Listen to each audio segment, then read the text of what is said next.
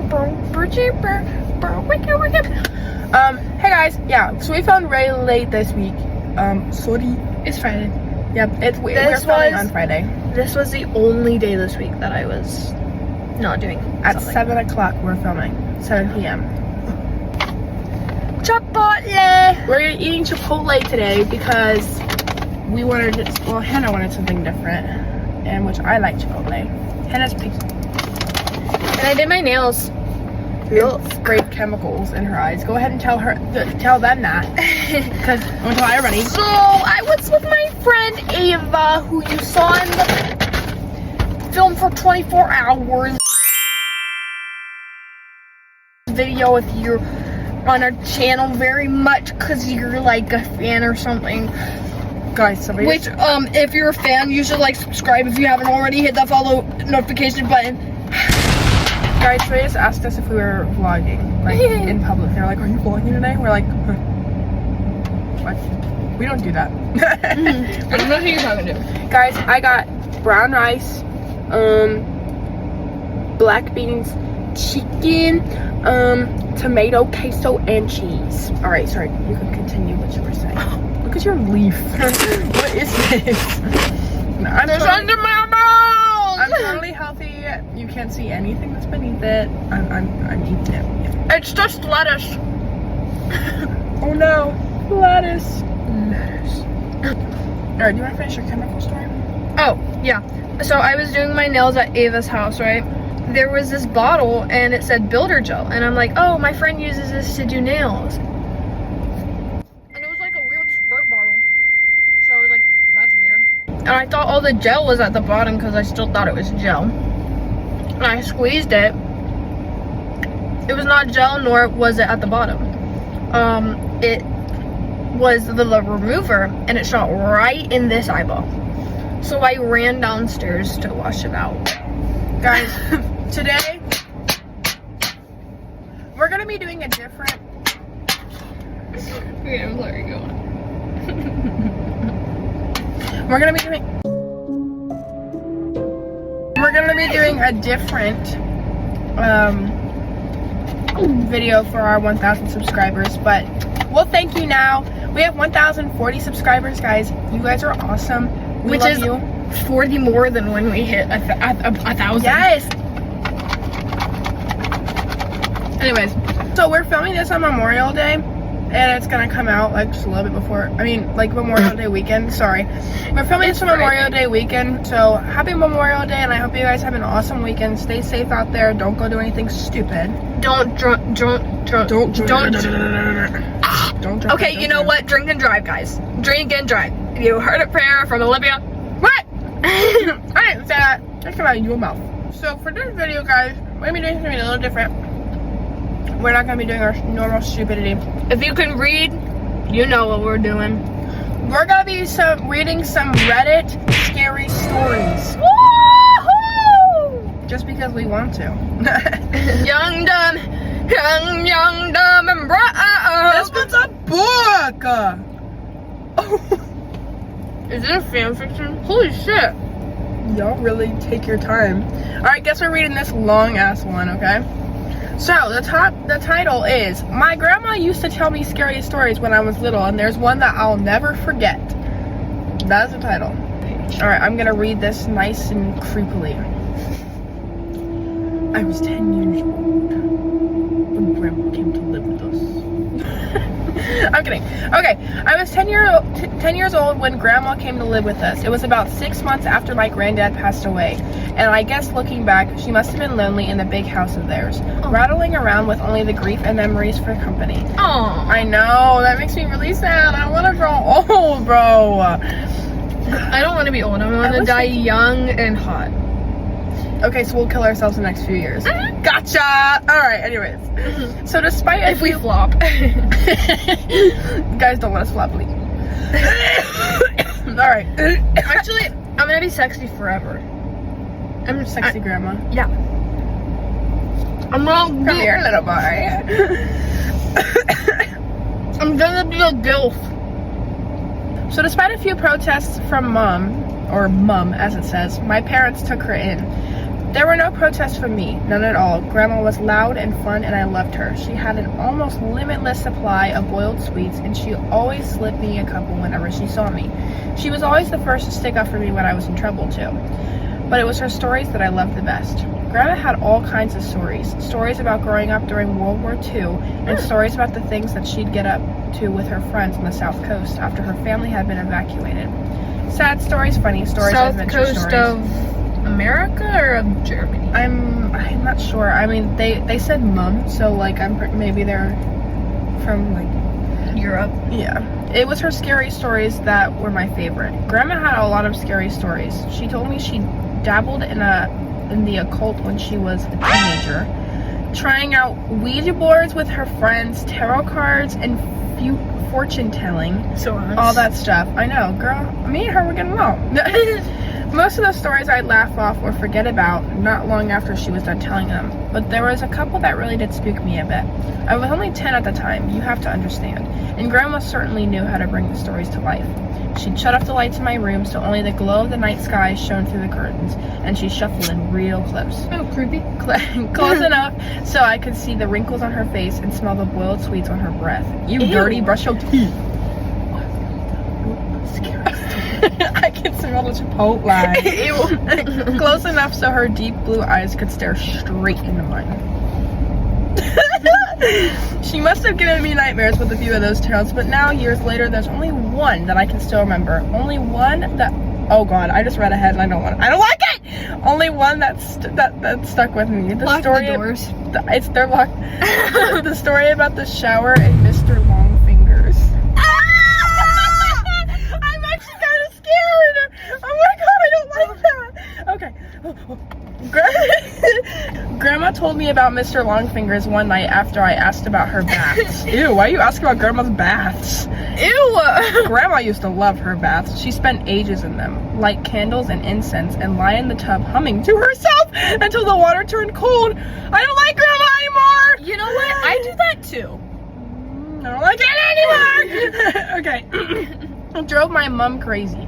But when I asked her why she loved them so much, she said it was the only place she could relax. It was the only place that she was safe for her to relax. You know, people like me who are, well, more sensitive to certain things, we have to have baths, she told me seriously one night, shuffling closer on the bed. I couldn't possibly spend that long in the shower. It'd be far too risky. Grandma stared at me with those blue eyes of hers, unsmiling, and I knew it was time for one of her stories. One of her scary ones. I shivered with pleasure and pulled the covers up to my chin. Shivered with pleasure? Was she like under the blanket or something? Grandma? Grandma, what are you doing down there? Why is it risky, Grandma? I asked. She half turned to look out the window, watching me with the corner of her eye. Pausing for effect, I waited, feeling my heart rate pick up ever so slightly in my chest. Boom, boom, boom, boom, boom, boom, boom, boom, boom. Is that your heart rate? Well, she said after a moment, it's only risky if you close your eyes, of course. If you close your eyes for longer than 10 seconds. What do you mean? Why? Well, do you ever play the game in the playground with your friends? The one where someone turns their back and the others sneak up on them when they're not looking? No. No? I ain't crazy. I nodded and Grandma nodded back. Exactly. So that's what it's like in the shower. When you have your eyes closed, that's what it's like with Mr. Longfingers. Oh, is he trying to tickle your nipple? Like, I just don't understand. Why are we so worried? A cold itch tickled my back. Who's Mr. Longfingers, Grandma? She let out a deep breath as if she wished she hadn't said anything. Well, you said it.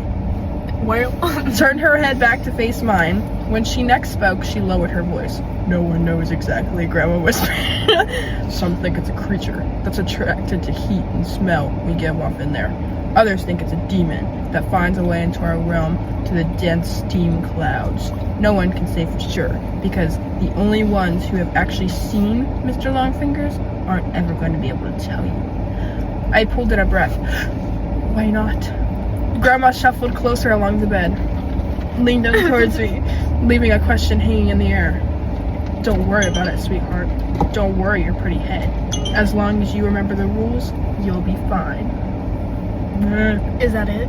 What rules? Well, when you're in the shower, you try not to close your eyes for too long. 5 seconds is fine, and 10 is just about okay too. But any longer than that, yeah, then what? Well, any longer than that, and you may just start feeling something in the room with you. Something watching. And if you ever go longer than 15 seconds, that's when you might start to hear a noise too. Hear what? The soft tap, tap, tap of fingers on glass. Fingers drumming against the glass door of the shower. I'm only ever taking baths ever again. I don't take any showers. Do you think he's going to go in the shower and tickle my nipple? You see how I had to crisscross because I feel like some long fingers are gonna come up at his All right, hold on. I need to undress. I'm getting hot. I need to undress. Well, when shoot. Oh, something watching. And if you ever go longer than 15 seconds, that's when you might start to hear a noise too. Hear what? The soft tap, tap, tap of fingers on glass. Fingers drumming against the glass door of the shower. If you do ever hear that noise, God forbid, will you make me a promise? What promise, Grandma? Promise me you'll never open your eyes. What? Right. I barely slept that night, hardly at all. Don't close your eyes. I'd close my eyes and try to relax, but every time I did, I'd imagine a face pressed against my bedroom window staring in at me. Well, that's your fault because you imagined that. And when I did finally get to sleep, I had nightmares. Bad ones. I had them all week, in fact. Dreams about disembodied eyes watching me in the dark and long fingers reaching out to touch my exposed skin. Don't touch me. Yeah. Okay, anyway, it wasn't any better when I was awake. It wasn't any better when I was awake either. Not really. The shower was the worst. That's when Grandma's story really got me. I never thought about it before, but suddenly I had trouble shutting my eyes in there. I'd be standing beneath the beating water, shampoo running down my face, and as soon as I squinted my eyelids closed, I could hear Grandma's words running through my head. Oh, you close your eyes usually when you wash your hair, because you get... I'm literally never going to be able to shower again. I'm gonna have nightmares because I'm convinced that my dad's house is haunted. I'm literally never going to be able to do this again. Oh my god. I'm gonna have to be dirty. Sorry guys. I'm gonna be a grease ball. I'm gonna be a grease ball. Oh my god. This is why we don't get Chipotle. Because why you don't get Chipotle. We have wet wipes. Alright, 5 seconds is fine. And 10 is just about it. But any longer than that, I'd rub my hair fast, feeling the shampoo dripping on my chin, and as soon as I'd counted past 5 seconds, I would feel it. A sort of pressure. Not a feeling of being watched exactly, but something close to that. I'd run my fingers faster and faster through my hair, frantically trying to get the suds out. And the ruddy blackness behind my closed eyes, coupled with the rush of water in my ears, would feel like I held my breath.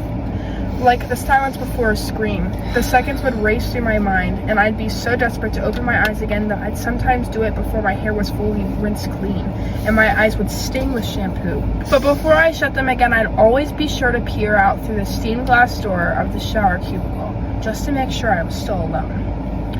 It wasn't long before Mom realized something was up. She heard me crying out in my sleep one night and came in to comfort me, asked me what the matter was, and it all came out. I told her about Grandma's stories and about Mr. Longfingers. She got this look on her face when I was telling her like she used to get with me when I'd made her really mad. This wide-eyed, angry look. My parents' room was next to mine, and sometimes if I pressed my ear against the wall, I could hear them talking in there, soft whispers. That night, though, after Mom was satisfied, I wasn't scared anymore, and she'd gone back to her room. The whispers weren't soft at all. Oh no. They're kicking Grandma out. I hear Mom hissing to Dad about Grandma, about the stories she told me. Mom's voice floated through the wall, sharp and crisp. Oh, some bad words in here. You know what your mother said to him now, don't you, Simon? Dad's response was unintelligible mutter. She's told him there's a monster that'll get him if he shuts his eyes in the shower. A monster! The poor kid's been having nightmares about it all week. Seriously, Simon, you better say something to her tomorrow. First thing, or I will. Grandma came to visit me in my room the following night. That time as she perched on the end of my bed, there was no stories. Nothing like that. Grandma just sat there and stared down at me, her blue eyes wide and sad. The light from the Aw. The light from the moon outside my window lit up her wrinkled face. You know, I never let anything bad happen to you, don't you? She said after a moment. I nodded my head. I know, Grandma. You know I wouldn't let you come to any harm. I nodded again. Okay, that's good. She looked away from me for a moment and then out the window. You know, the things I tell you in the evening are meant to help you, sweetheart. They're meant to toughen you up a bit, protect you. She paused and shook her head. But maybe your mom's right. Maybe I went too far this time. She looked down at me and smiled. But even then, even though I was only 10 years old, I could tell it didn't quite reach her eyes. I'll tell you what, Grandma said. You know what I told you about Mr. Longfingers in the shower? Well, I'm gonna make sure you're safe.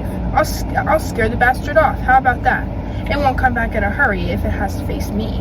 I stared up at Grandma, watching her face glow in the moonlight, watching her smile down at me. I nodded my head once. I don't like where this is going. The next line, oh my god. Are we serious? I was the one who found her. I don't know when it exactly happened, but I'd guess it was about a week after we had the talk in my room. A week after she told me she wouldn't let me come to any harm. I woke up early that morning from a bad dream to a heavy thumping sound. I sat bolt upright in my bed. My room was quiet around me and I couldn't hear anything from the wall that joined my parents' room either. But the house wasn't entirely silent. Floating down the hall, muffled by a closed door, I could hear the sound of rushing water, the noise of the shower. I leapt out of the bed and ran down the upstairs hallway, heart already pounding in my chest. As soon as I reached the closed bathroom door, I started banging on it. A deep terror was welling up inside me, like cold water from a well, something I couldn't place, and I kept banging and shouting, "Grandma!" over and over again, even though she didn't respond. Off to my right, I was dimly aware of voices from my parents' room, the sleepy shuffle of footsteps, but before they had a chance to make it out onto the landing, I lifted my hand to test the door handle, more out of instinct than because I thought it might actually open. But the door wasn't locked. I kept banging with my free hand and it swung suddenly inwards, bringing me face to face with a wall of steam. Heat struck my skin. I squinted my eyes against the damp fog and peered into the bathroom. And before Dad pushed me to one side, before everything around me descended into shouting and tears and chaos, I saw her. I saw Grandma. She was lying naked on the floor in the shower cubicle, the water beating down around her, blue eyes bulging from her face. One hand was curled around her chest like a dead bird, while the other trailed across the glass of the shower cubicle. The flailing finger marks she carved through the steam were still clear and fresh.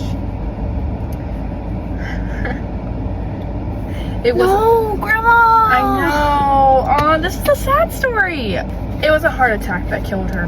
That's what my dad told me. He said Grandma was old and the thing had struck her quickly and suddenly. She would have died fast without pain, Dad said. She wouldn't have suffered. I knew better though. Our dead ass. Even as a 10-year-old kid, I knew better. And years later, writing this as an adult, I still know better.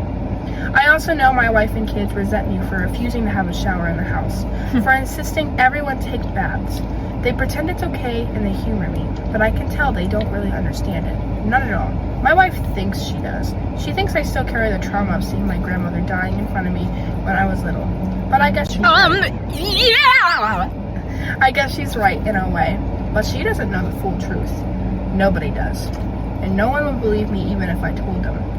No one would believe me if I said the reason I won't take showers, the reason I haven't had one since I was 10 years old, is because I'm scarred from the sight of a dead body. It's because all those years ago, when I crept back into that still hot bathroom after the paramedics had taken my grandma's body down the stairs, I made sure to check the marks that her fingers had carved through the stained glass of the shower cubicle. And those marks weren't just on the inside. I'm never gonna take a shower. No, I'm never taking a shower. I'm never taking a shower! I'm literally never ever taking a shower again. I'm gonna be washing my hair like this. I'm gonna be like, get out! Get out! And there's soap in my eye. I'm like, It's fine. It's fine. it's fine, it's fine. We go separate. blind.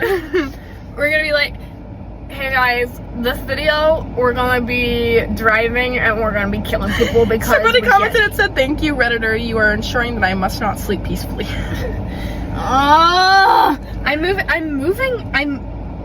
I'm moving out of the country. No, don't. This was in Europe. We stay here. Oh, that's in Europe. It can stay there. God, I'm good. God. Please let me live when I get soap in my eyes. I'm on. Stop. I don't know how scary this one is, but it's about Jenny. You guys, don't dog on my reading out loud skills. Do you mind? Okay, 1 minute horror story. Jenny had always been afraid of the dark. She had lost her sight at a young age, and the world had always been a scary place for her. But she had learned to cope. She had always felt safe as long as she was with her husband. He was her rock, her guide, and she trusted him with all her heart. Ow. Ow! Ow. Ow! But he killed her. What? So when he went away on a business trip, leaving her alone in the house, Jenny was terrified. She had never been alone before, and the thought of it filled her with dread. But she knew that she had to be strong. She was a grown woman. I'm a grown woman. Bruh. And she couldn't let her fears get the best of her. Take your time. She couldn't let her fears get the best of her. So she went about her day, doing all the things she normally did. She cooked meals, cleaned the house, and listened to her audiobooks. And every night when she went to bed, she cuddled up next to her husband's pillow, pretending that he was still there with her. Oh, this is actually pretty sad. It was a strange and unsettling routine, but it gave Jenny comfort. She knew that she was safe, and that's all that mattered. But one night, as she lay in bed, something changed. Jenny felt a presence in the room, a sense of unease that she couldn't shake. But she tried to ignore it, telling herself that it was just her imagination. But as the minutes ticked by, the feeling grew stronger. Jenny couldn't take it anymore. She reached out and touched her husband's pillow, hoping to feel his familiar warmth. But instead of the soft cotton she expected, she felt something cold and clammy. She recoiled in horror, her heart racing as she realized that she wasn't alone. There was something in the room with her, something evil and malevolent. She could feel its presence, its breath on her neck, and she knew she had to get out. She scrambled out of bed and ran for the door, her hands outstretched as she tried to find her way. She could hear the thing behind her, its footsteps pounding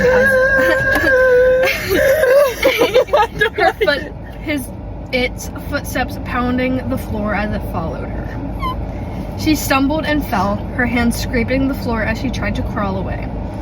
She could feel the thing closing in, its hot breath on her neck as it prepared to strike. Get off my neck, you freaky. Just when she thought it was all over, she heard a voice in the darkness. It was her husband, his voice full of concern as he called out to her. Jenny's heart soared with hope. She struggled to her feet and ran towards the sound of his voice. I don't like that. What if it's not him?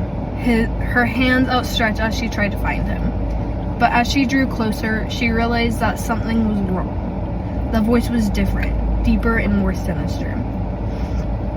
It was a monster, mimicking her husband's voice in order to lure her in. Jenny froze in horror, her mind racing as she tried to think of a way out. She couldn't let the monster win, not after everything she had been through. She turned and ran, her feet pounding the floor as she fought to escape. She could hear the monster behind her, its footsteps growing louder and louder as it closed in. She didn't know how much longer she could keep running. She knew that she had to try. She knew she had to survive no matter what. But it was too late. The monster was too fast. And before Jenny knew it was happening, it was on top of her. She screamed as it tore into her flesh, its razor-sharp claws slicing through her skin. Oh my god! Jenny! Jenny, no! Jenny, no! She fought with all her might, but it was no use. The monster was too strong, and Jenny knew that she was doomed. She closed her eyes, accepting her fate as the monster's claws dug into her flesh. Ah! The end. What? That one was kind of lame compared to Mr. Longfingers. Yeah, Mr. Longfingers had suspense. Why was mine lame? I don't know, I gotta find another one. I mean plot twist, I guess, but... Ow! Hey guys, we're gonna do one more because my phone is dying. Reddit took me to creepypasta, so I don't know how long this is gonna go. Oh shit. Yeah. My brother and I bought the camp and shut the f. I don't even know what that says, and I'm not even gonna read it. At a place, okay? It was an old trapper's cabin set back down on a bayou, well off the main lake and back in the swamp. I had no electricity, no water, no modern appliances, and needed some work. A while back, the old man who owned it couldn't manage taxes and was run off. We only had to pay a small fee and what he owed, which really didn't amount to much. At the time, we thought it was a real steal. The paperwork was finished on Wednesday, and my brother and I met in Lafayette. To sign everything. We loaded the bateau on Friday afternoon after work and left the launch about summertime for the weekend. It was hot, Louisiana.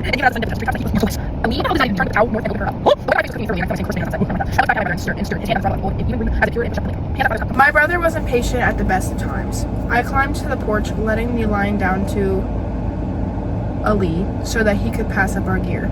It was all easy enough except for the full cooler of ice and water, and my brother and I struggled mightily to get that up. Ali's head was just visible above the deck as I pulled the key from around my neck and unlocked the new padlock with which we had latched on the door last week. "You gonna open the door or what?" he said. I could hear the excitement in his voice. "Quiet down, old man. Don't make me put you in your place." If you have a brother, you know how the banter goes. I watched him step onto the deck and dust his hands on his pants. "I'd like to see that," he laughed, opening the lid of the cooler and tossing me an icy bottle of water. I pushed the door open and stepped into the sweltering heat of the cabin. It was dark and still, and all the more uncomfortable for it. The cabin wasn't big, 20 by 20 or thereabout, but it had a large table and a few serviceable wooden chairs, a bunk, and a wood-burning stove. It smelled musty. It smelled like it had been closed for a long time. It smelled like the family vault in Abbeville. I shook this thought off and took a long swallow of water. I could feel the cold coil itself into my guts. A few mosquitoes had already found their way through the open door and were buzzing around my head. Is that smoke?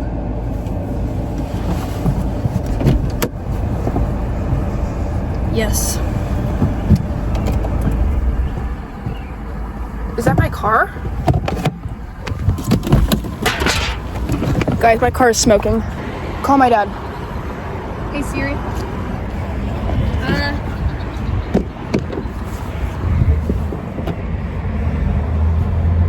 How do I pop this trunk? What? We're okay. I'm gonna call my dad. Just started smoking. I don't know what's going on. Stop the video. Yeah.